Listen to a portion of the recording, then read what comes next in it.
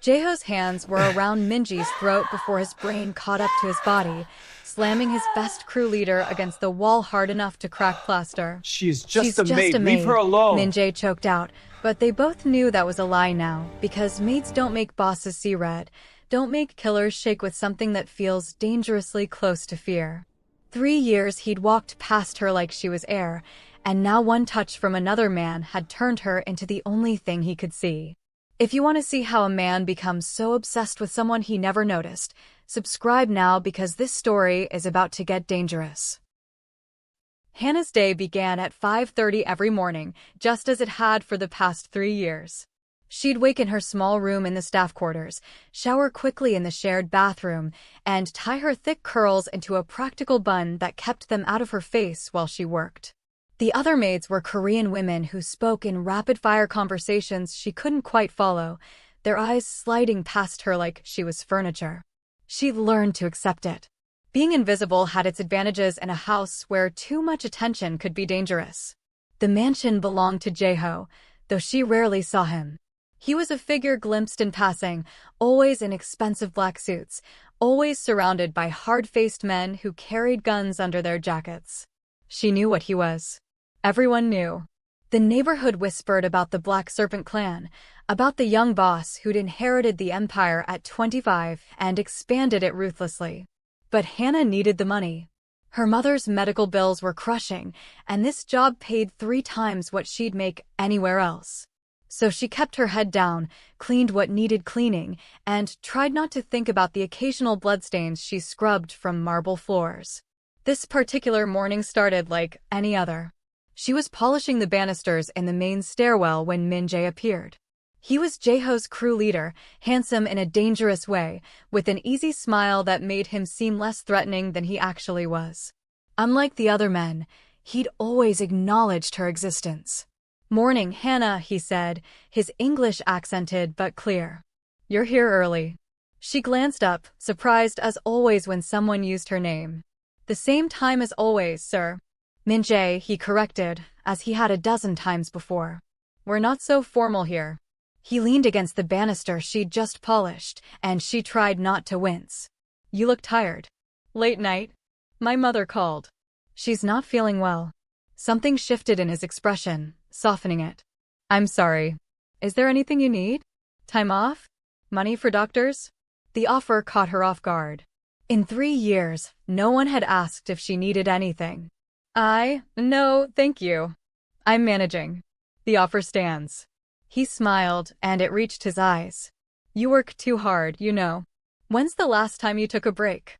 Before she could answer, footsteps echoed from above. Jaeho descended the stairs, his phone pressed to his ear, speaking in rapid Korean. His eyes swept past Hannah like she was part of the wallpaper, but they locked onto Minjae with sharp focus. "We'll talk later," Minjae said to her, his voice dropping. Then to Jaeho, switching to Korean, something brief and respectful. Jaeho's response was curt. He brushed past them both without a glance at Hannah, and she released a breath she hadn't known she was holding. This was normal. This was how it always was. She was invisible to men like Jaeho, and she preferred it that way. The morning dissolved into routine. Dust the library. Vacuum the sitting rooms. Change the linens in the guest bedrooms. Hannah moved through her tasks with practiced efficiency, her mind wandering to her mother, to the stack of bills on her dresser, to the life she'd put on hold to work in this beautiful, dangerous house. She was carrying fresh towels down the hallway when she heard voices from one of the rooms. "You're distracted," Jaeho's voice, cold and assessing. "Just tired, boss." Minjae sounded amused. "Late night. The shipment arrives Thursday. I need you focused." "When am I not?" A pause. "You've been spending time with the staff." Hannah froze, her arms full of towels. "Were they talking about her?" "You mean Hannah?" Minjae laughed. "She's nice. Someone should be kind to her. The other maids treat her like garbage. She's paid to work, not make friends. And I'm paid to manage your crew, not ignore decent people when I see them." There was an edge to Minji's voice now. "What's the problem?" Silence. "Then no problem. Just stay focused." Hannah hurried away before she could hear more, her heart pounding inexplicably. She shouldn't have eavesdropped. She shouldn't care what they said about her. But something about the tension in that exchange made her skin prickle with awareness. The next day, everything shifted. She was in the kitchen, preparing tea for the staff meeting when Min-jae appeared. He'd started doing that more often lately, finding excuses to chat with her. Today he had a small bag in his hand. "My sister sent these from Busan," he said, setting the bag on the counter. "Honey cookies. They're too sweet for me, but I thought you might like them." Hannah stared at the bag like it might explode. "I can't accept. They'll go to waste otherwise." He pushed them toward her. "Considerate payment for always making perfect coffee." She smiled despite herself. "The coffee is my job.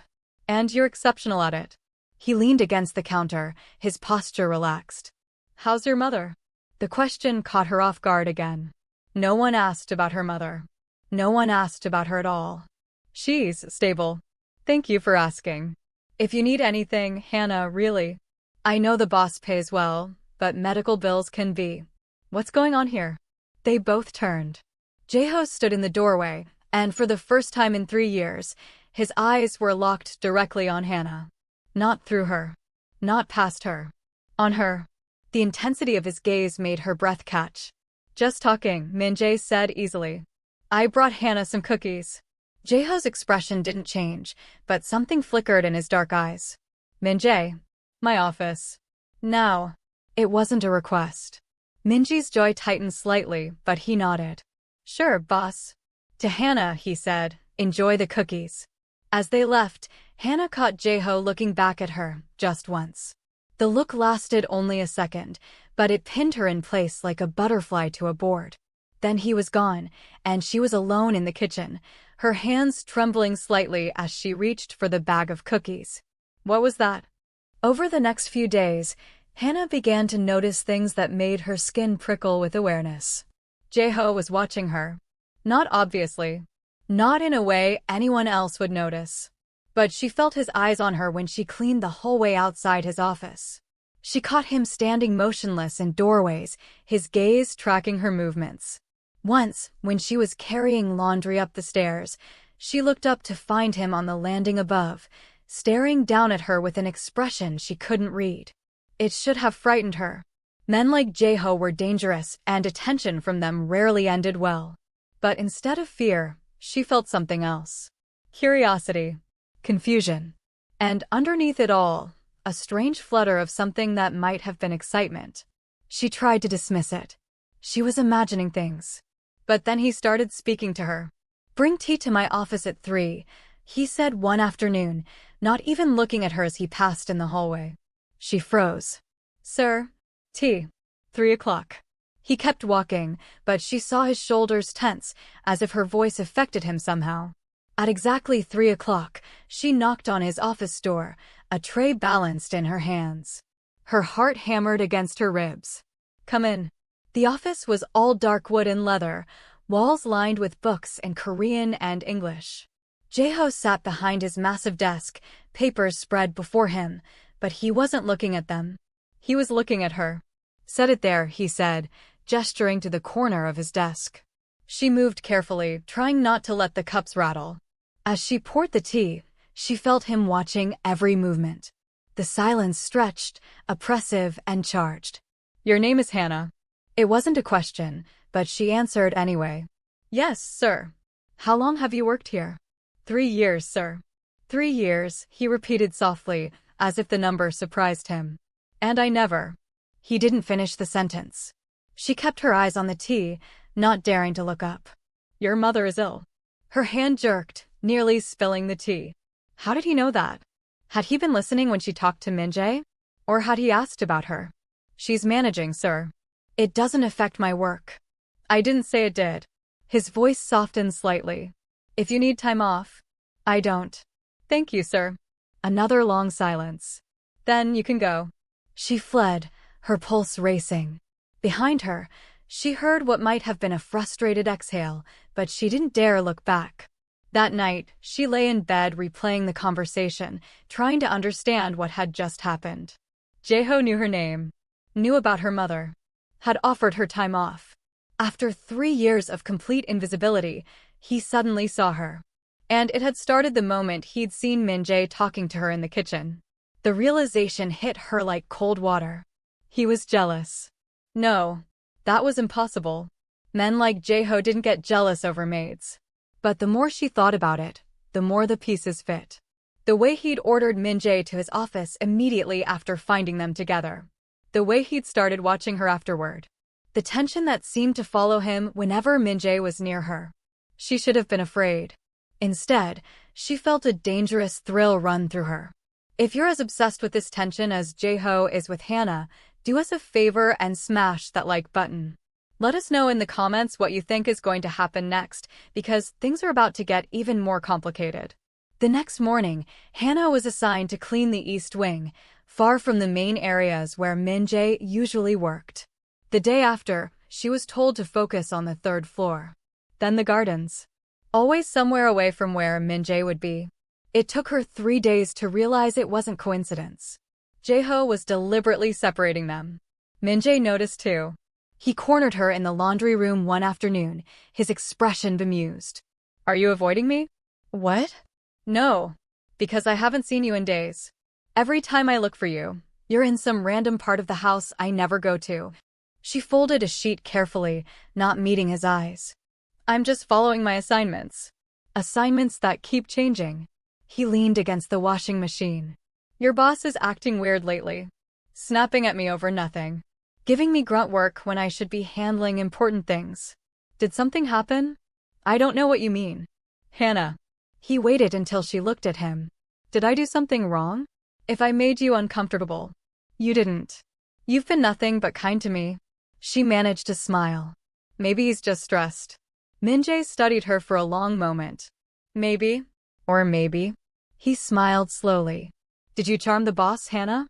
Her face went hot. "That's ridiculous." "Is it?" He pushed off the washing machine. "Because from where I'm standing, it looks like someone's jealous. And the only person who could make Jae-ho act this crazy is standing right in front of me." "You're imagining things." "Am I?" He grinned. "This is interesting. Very interesting." Before she could respond, the laundry room door opened. Jae-ho stood there, and the temperature in the room seemed to drop 10 degrees. "Min-jae, I need you. I'm talking to Hannah." "Now." The single word cracked like a whip. Min-jae's grin faded, replaced by something harder. "Sure, boss. Whatever you say." He left, but not before shooting Hannah a look that said this conversation isn't over. Jae-ho started to follow, then stopped. He turned back to her, and for a moment, she thought he might say something. His mouth opened. Closed. His hands clenched at his sides. Then he walked away without a word, leaving her alone with her racing heart and the smell of detergent. The tension in the house became palpable. The other staff noticed it, whispering in corners, shooting curious glances between Jae-ho, Min-jae, and Hannah. She tried to stay invisible again, but it was impossible now. She'd been seen, and there was no going back to being a ghost. Min-jae grew bolder, as if he decided to test exactly how far Jae-ho's patience stretched. He started waiting for Hannah at the end of her shifts, walking her to the staff quarters. He brought her coffee in the mornings. He asked about her mother's health, her dreams, her life before this house. And Hannah, lonely and starved for human connection after 3 years of isolation, found herself responding. Found herself looking forward to their conversations. She knew it was dangerous. She could feel Jae-ho's eyes on them every time they talked, could sense his fury in the way doors slammed and orders were barked. But Min-jae made her feel human again. Made her feel seen. And after 3 years of being invisible, that was intoxicating. It all came to a head on a Tuesday afternoon. Hannah was in one of the empty sitting rooms, dusting bookshelves, when Min-jae appeared. "There you are. I've been looking for you." She smiled despite herself. "You're always looking for me lately. Because you're worth finding." He moved closer. "I wanted to ask you something." "What?" "The guys are going out Friday night. Nothing fancy, just drinks at a place in Gangnam. I was wondering if you'd like to come." Her eyes widened. "I can't. I'm staff, Min-jae. If people saw us together, let them see." He reached out, his fingers circling her wrist gently. You deserve a life outside these walls, Hannah. You deserve to be more than just a maid in a house where no one sees you. Someone sees me, she whispered without thinking. His grip tightened slightly. Who? Before she could answer, the door crashed open. Jae-ho stood there, and the rage on his face stole the breath from her lungs. His eyes locked on Minji's hand on her wrist, and something feral and violent flashed across his features. Min-jae. His voice was soft. Deadly. Step away from her. Min-jae didn't move. We're just talking. I said step away. Why? Minji's voice took on a challenging edge. She's not your property, Jae-ho. She's a person. One you've ignored for 3 years until I showed her basic human decency. Jae-ho's jaw clenched so hard Hannah heard his teeth grind. This is not a discussion. No? Then what is it? Min-jae released Hannah's wrist, but moved closer to her, protective. Because from where I'm standing, it looks like you suddenly care about someone you never noticed before. And the only reason you care is because I noticed her first. Min-jae, Hannah started. Don't. Jae-ho cut her off, his eyes never leaving Min-jae. You. My office. Now. Or what?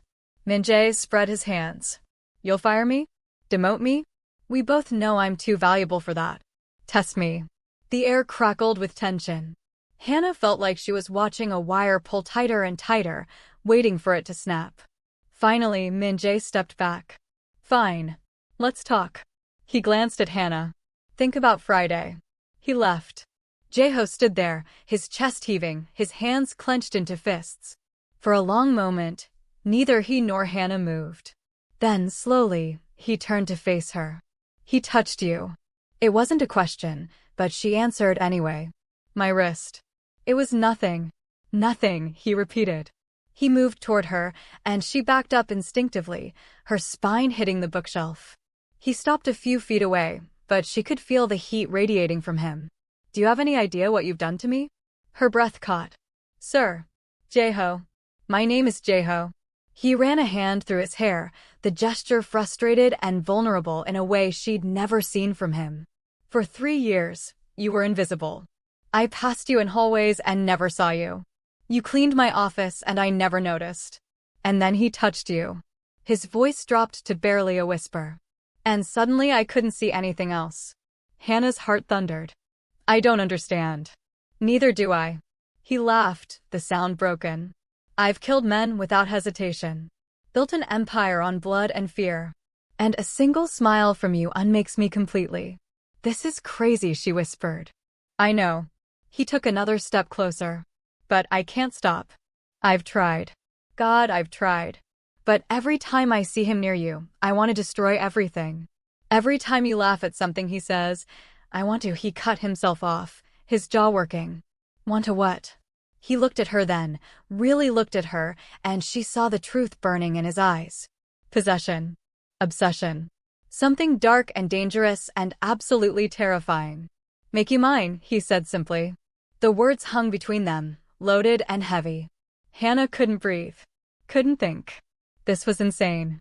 He was her boss. A criminal. A man who'd ignored her existence until jealousy forced him to see her. She should run. Should quit. Should do anything except stand here feeling her resolve crumble under the weight of his gaze. I should go, she managed. Yes. But he didn't move. Neither did she. The moment stretched, taut and trembling. Then, from somewhere in the house, a phone rang. The spell broke. Jae-ho stepped back, his mask sliding into place, the vulnerable man disappearing behind the cold boss. Go, he said, his voice rough. Before I do something we'll both regret. She fled. That night, Hannah couldn't sleep. She replayed his words over and over. Make you mine.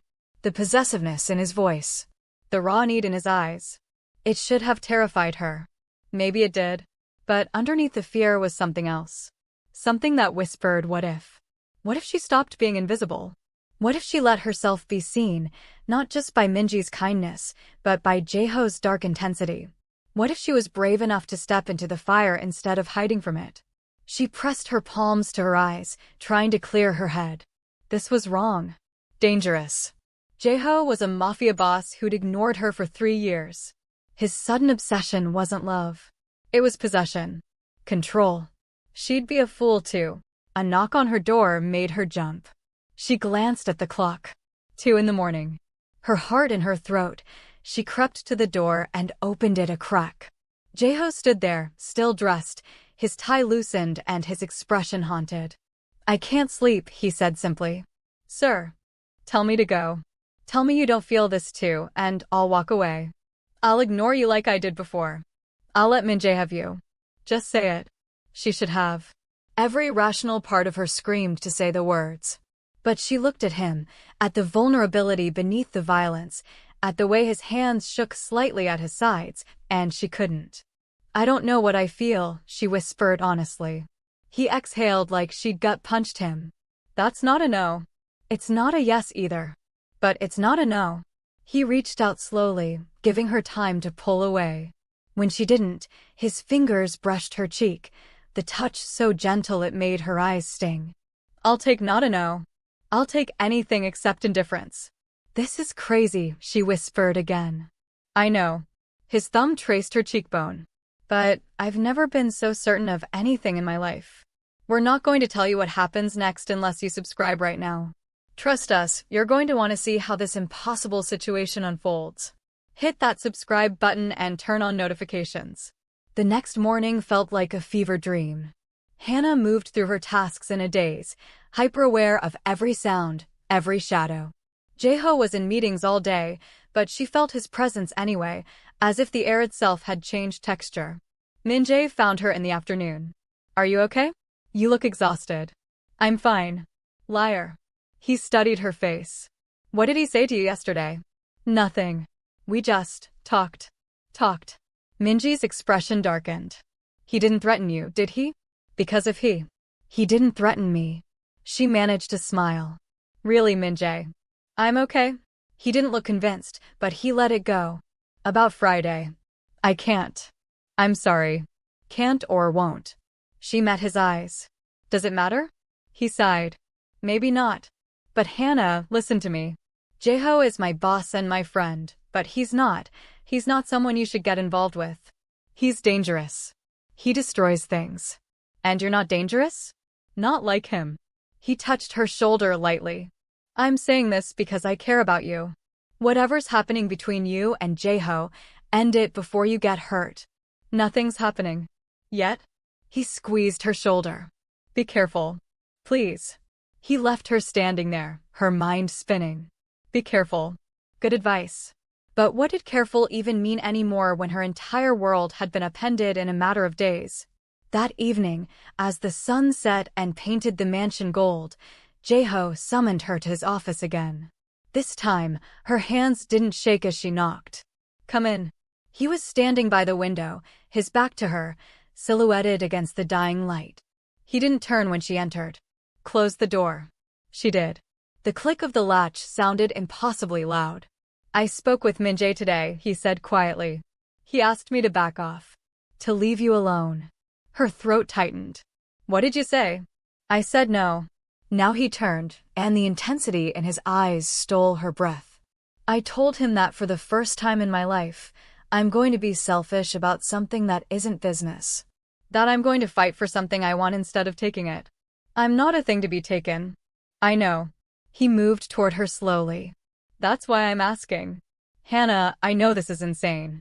I know I have no right to feel this way about you. But I do. And I need to know if there's any chance you could feel the same." Her heart hammered. "You ignored me for 3 years. I know. You only noticed me because Min-jae did. I know. You're my boss. A criminal. Someone I should be afraid of. I know all of it." He stopped in front of her, close enough to touch but not touching. "And I'm still asking." She looked up at him, at this dangerous, damaged man who somehow made her feel more alive than she'd felt in years. "Why me?" "I don't know," he said honestly. "But from the moment I saw him touch you, it was like someone turned on a light in a room I didn't know was dark. Suddenly I could see you. And now I can't stop. What if it's just obsession? What if it fades? Then it fades. But right now, in this moment, it's the most real thing I've ever felt." He lifted his hand slowly, giving her time to move away. When she didn't, He cupped her face with a gentleness that seemed impossible from a man with blood on his hands. "Let me see you, Hannah. Not as a maid. Not as someone invisible. As you."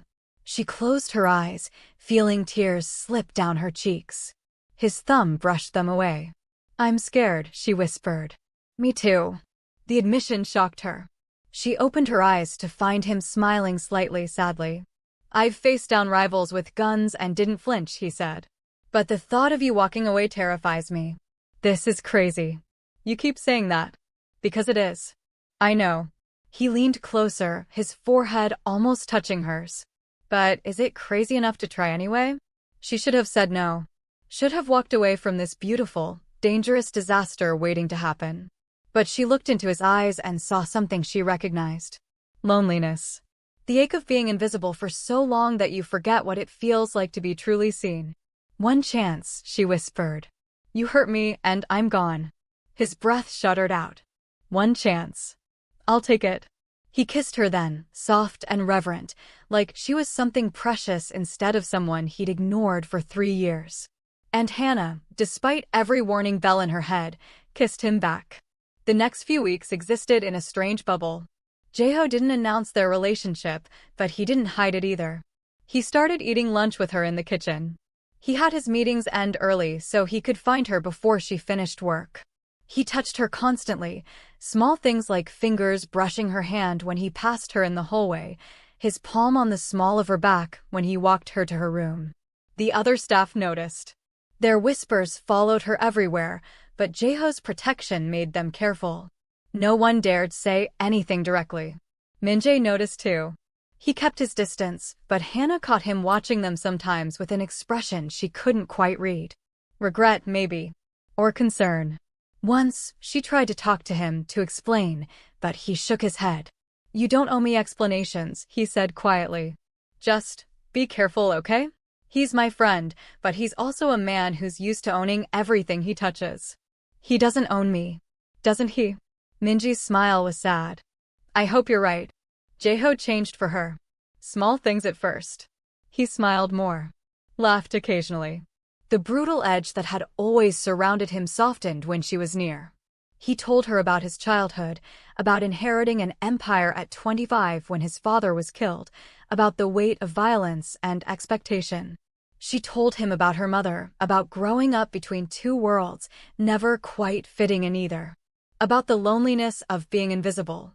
"You're not invisible anymore," he murmured one night, his fingers tracing patterns on her arm as they sat in his office, her head on his shoulder. "I see every part of you." "Sometimes I miss it," she admitted. Being invisible meant being safe. His arm tightened around her. "I'll keep you safe." "From everyone except you?" He tensed. "Am I hurting you?" "No." She turned to look at him. "But you could." "That's what scares me." "I would never." "Not physically." "But Jae-ho, you're intense. Possessive. Sometimes when you look at me, I feel like I'm being consumed." He was quiet for a long moment. "Do you want me to back off?" Did she? Part of her did. The sensible part that recognized danger. But the other part, the part that had been starving for connection, craved his intensity like oxygen. "No," she whispered. "But I need you to remember I'm a person, not a possession. I know what you are." He kissed her forehead. "You're the light I didn't know I needed.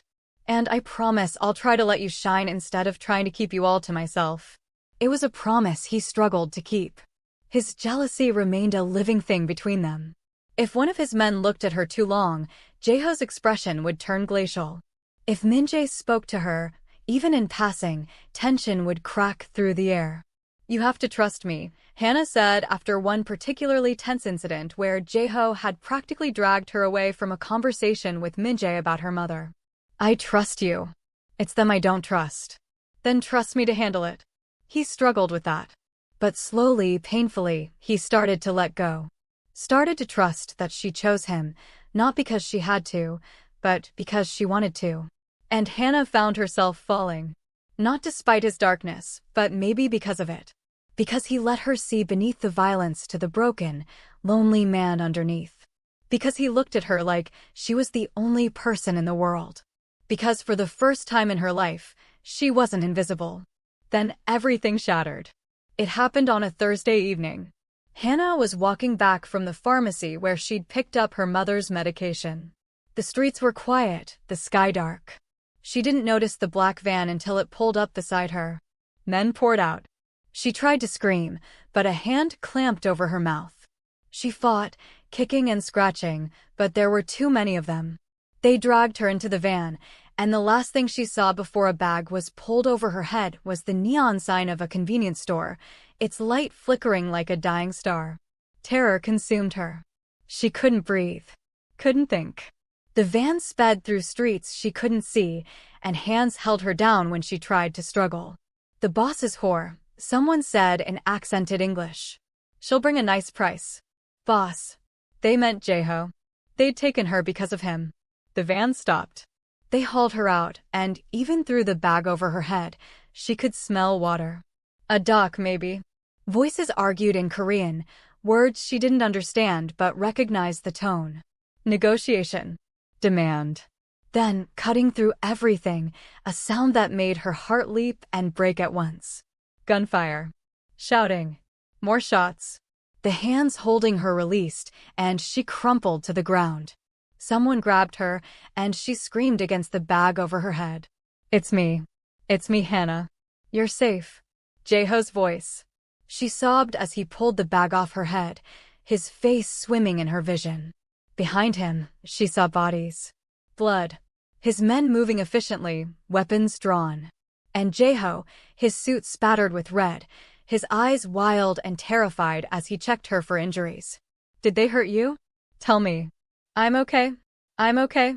She couldn't stop shaking. He pulled her against his chest, and she felt him trembling too.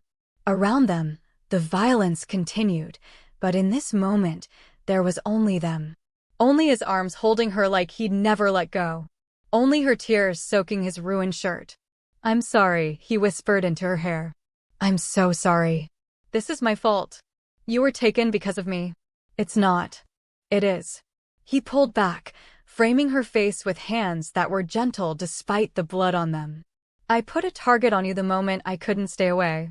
I knew it was dangerous, and I did it anyway because I'm selfish. Because I wanted you more than I wanted you safe. Jeho, you should leave. Go back to your mother. Leave Korea. I'll pay for everything, give you enough money to." "Stop."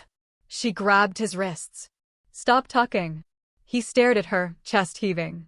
"I'm not leaving," she said firmly. "I'm terrified, yes. But I'm not leaving you. You should. Hannah, you should run from me as fast as you can. Probably." She managed a shaky smile through her tears. "But I'm not going to." Something broke in his expression. He pulled her against him again, his face buried in her neck, and she felt wetness that might have been tears. "I can't lose you," he whispered. "I only just found you. Then don't let me go." They stayed like that, clinging to each other while his men secured the area and sirens wailed in the distance. Eventually, he lifted her into his arms and carried her to his car. She didn't protest. Didn't ask where they were going. She just pressed her face against his chest and listened to his heartbeat, rapid and fierce. Back at the mansion, he took her straight to his private quarters, somewhere she'd never been. The rooms were austere despite their size, lacking the warmth that money should have brought. He set her on his bed and knelt before her, checking her over again with shaking hands. "I'm okay," she said softly. "Jeho, I promise." "I'm okay." "You're not. You're in shock."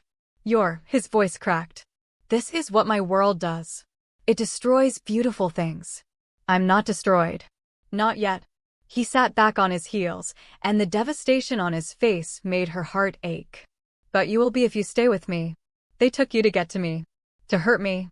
And they will try again because now everyone knows that you're my weakness. Then make me your strength instead." He looked up at her, confused. Hannah slid off the bed to kneel with him, taking his blood-stained hands in hers. "I know what you are. I know what you do. I've known for 3 years.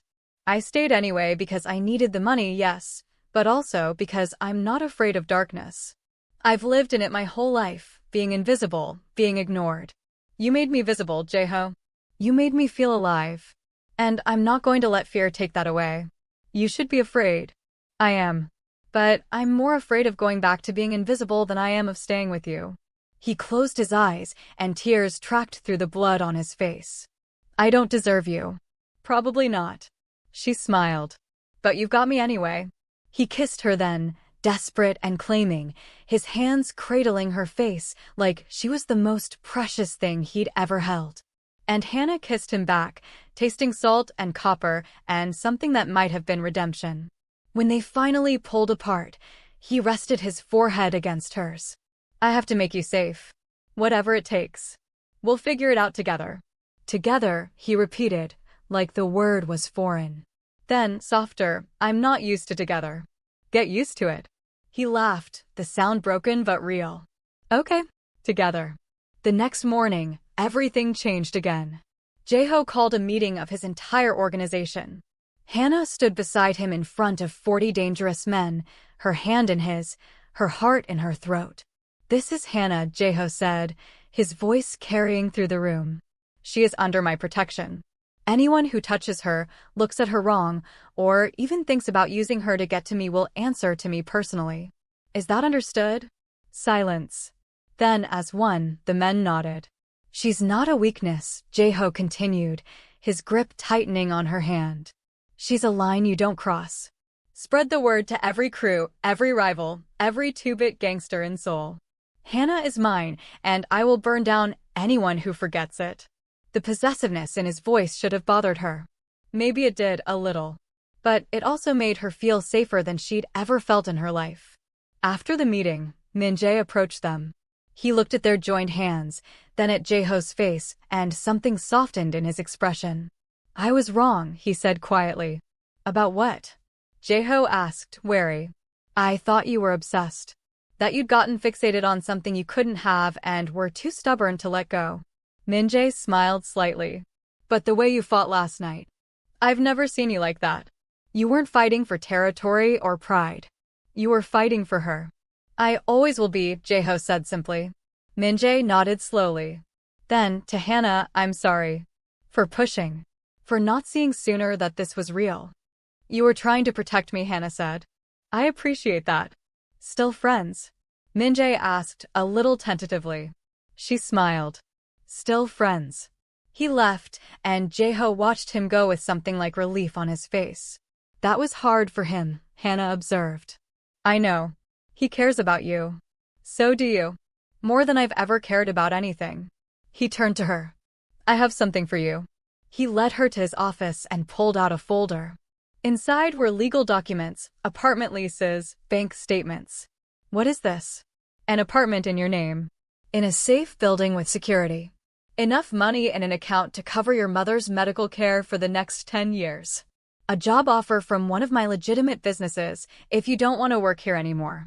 He set the folder in her hands. An escape route if you ever need it. She stared at the papers, her eyes stinging. You're giving me a way out. I'm giving you a choice. You said I needed to remember you're a person, not a possession. People get to choose. So I'm making sure you always can. What if I choose to stay? Then I'll thank whatever God is listening and spend every day making sure you never regret it. He cupped her face. But if you ever want to leave, if this life becomes too much, if I become too much, you can. No questions. No consequences. You'll be safe and cared for no matter what. Hannah set the folder down and wrapped her arms around him. I'm not going anywhere. You might change your mind. I might, she admitted. But right now, in this moment, I choose you. I choose this.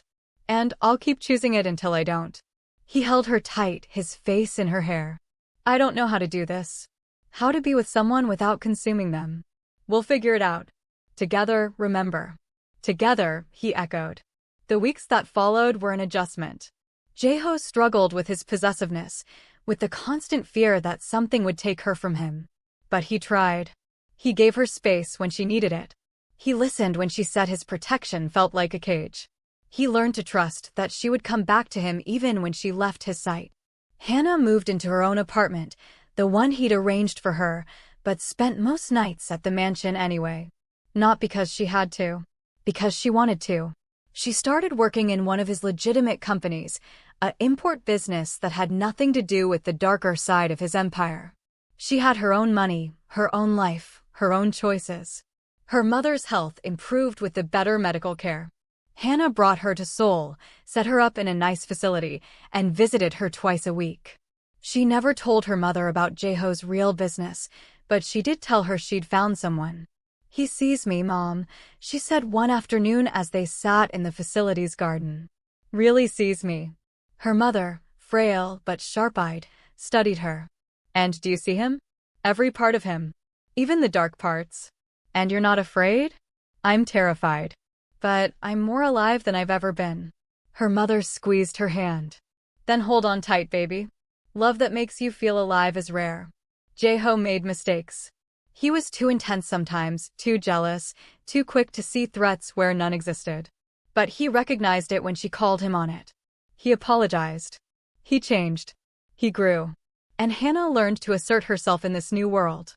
She set boundaries and enforced them. She demanded respect from his men and got it. She carved out a space in his dark empire where she could exist as herself, not as an appendage or a weakness, but as a partner. 6 months after the kidnapping, Jaeho took her to the roof of the mansion at sunset. Seoul sprawled below them, glittering and vast. "I want to tell you something," he said, his hand in hers. "Okay. Before you, I was empty. I didn't realize it because I'd never known anything else. I built an empire and surrounded myself with power, and I thought that was enough." He turned to face her, and the vulnerability in his eyes made her breath catch. "But then I saw you. Really saw you. And suddenly I understood what I'd been missing. Jaeho, I love you." The words came out rough, like he wasn't used to saying them. "I don't say it enough. I show you in other ways, I know, but I need you to hear it. I love you, Hannah. Not because you're convenient or because you make me feel powerful. I love you because you're you. Because you see all of me and stay anyway. Because you make me want to be better." Tears slipped down her cheeks. "I love you too. Even when you're impossible and overbearing and too intense for your own good." He smiled, that rare, genuine smile that transformed his face. "I'm working on that. I know. And I love that you're trying." He pulled a small box from his pocket, and her heart stopped. "I'm not asking you to marry me," he said quickly. "Not yet. I know that's too much, too fast. But I want you to have this." He opened the box to reveal a simple silver ring with a black stone. "It's not an engagement ring. It's a promise. That I see you. That I choose you. That I'll spend every day making sure you never regret choosing me back." She took the ring with shaking hands and slipped it on. It fit perfectly. "I have something for you too," she said. "You don't need to." "Shoo." She smiled. "I'm not invisible anymore, remember? I get to give things too." She pulled out her phone and showed him a photo. It was a sketch she'd commissioned from an artist, a drawing of 2 figures reaching for each other across a dark space, their hands just touching, light blooming from the point of contact. "It's us," she said softly. "Finding each other in the dark." He stared at the image, and she saw his throat work. "It's perfect. I'm having it made into a painting for your office. So when you're having a bad day, you can remember that you're not alone anymore." He pulled her close, and they stood there as the sun set and Seoul lit up beneath them like a constellation of possibilities. "Thank you," he whispered. "For what?" "For seeing me too. For not running when you saw what I really am." "I told you. I'm not afraid of darkness." "I know. That's what makes you so dangerous." He smiled against her hair. "You make me believe I could be more than what I am." "You already are." They stood there until the stars came out, 2 people who'd found each other in the most unlikely way, held together by something that started as obsession, but had grown into something deeper. Something real. Hannah knew it wouldn't always be easy. Jaeho's world was dangerous, and his intensity would always be a challenge. But she also knew she'd never go back to being invisible. She'd tasted what it was like to be truly seen, and she would fight to keep it. And Jaeho, for all his darkness and violence, would fight just as hard to keep her. Not as a possession, but as a partner. Not because he owned her, but because she chose him. In a mansion that had once been cold and empty, warmth had taken root. In a heart that had been closed for years, love had found a way in. And 2 people who should never have found each other had created something beautiful from the impossible. Min-jae watched them from below, standing in the garden with his hands in his pockets. He'd meant what he said about backing off, about being happy for them. But sometimes, late at night, he wondered what might have been if he'd moved faster, spoken sooner, claimed Hannah's heart before Jae-ho had even realized it was there to be claimed. But he'd seen them together. Seen the way Jae-ho looked at her like she was oxygen. Seen the way Hannah softened Jae-ho's sharp edges while keeping her own strength. They fit in a way that Min-jae and Hannah never would have. So he let them go and tried not to notice the ache in his chest. A figure appeared beside him in the dark. One of the newer recruits, a woman named Sujin with sharp eyes and a sharper smile. Watching them again, she asked, "Making sure they're safe. Is that what you're calling it?" He glanced at her. "What do you want, Sujin?" "To remind you that there are other women in the world. Ones who might actually notice you back." She smiled. "But if you want to pine for the boss's girl, that's your choice." "I'm not pining." "Sure you're not." She started to walk away, then paused. "For what it's worth, I think she made the right choice. You're too nice for her. She needed someone as intense as she is. Someone who could match her fire." Min-jae watched her go, then looked back up at the roof where Jae-ho and Hannah were silhouetted against the stars. Maybe Sujin was right. Maybe Hannah had needed exactly what Jae-ho could give her. And maybe someday Min-jae would find someone who needed what he could give too. But tonight, he let himself feel the loss of what might have been. Tomorrow, he'd move on. On the roof, Hannah shivered slightly in the evening air. Jae-ho immediately shrugged off his jacket and draped it around her shoulders. "Better." "Much." She smiled up at him. "You're getting good at this taking care of people thing. I'm only good at taking care of you. Everyone else can fend for themselves." She laughed. "So romantic." "I try." He kissed her forehead. "Are you happy, Hannah?" She thought about it. About the past 6 months, the terror and the joy, the danger and the love. About being invisible for 3 years and then suddenly being the center of someone's universe. About choosing to stay in the darkness because the light she'd found there was brighter than anything she'd known before. "Yes," she said simply. "I'm happy." "Good." He pulled her closer. "Because I plan to spend the rest of my life making sure you stay that way." "That's a pretty big promise." "I'm a pretty determined man."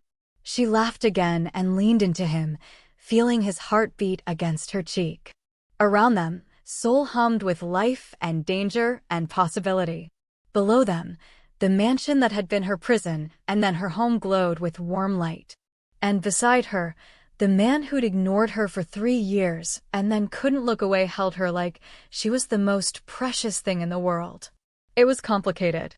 It was dangerous. It was probably crazy. But it was theirs. And that was enough.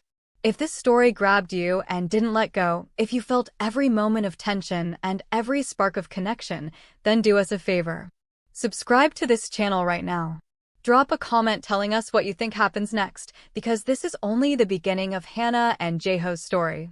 There are more complications coming, more challenges to face, more moments that will make your heart race. Hit that like button if you want to see where this dangerous love leads.